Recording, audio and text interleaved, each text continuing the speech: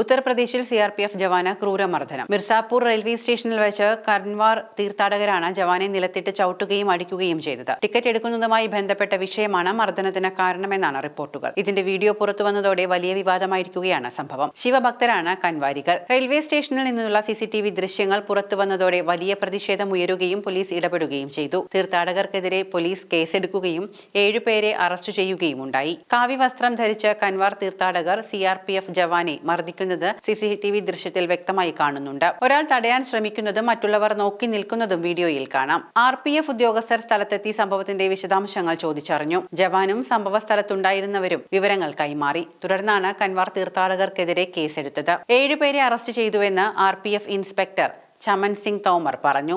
ആദ്യം മർദ്ദനമേറ്റ് ജവാൻ വീഴുന്നത് വീഡിയോയിലുണ്ട്. എഴുന്നേൽക്കാൻ ഒരാൾ സഹായിച്ചു.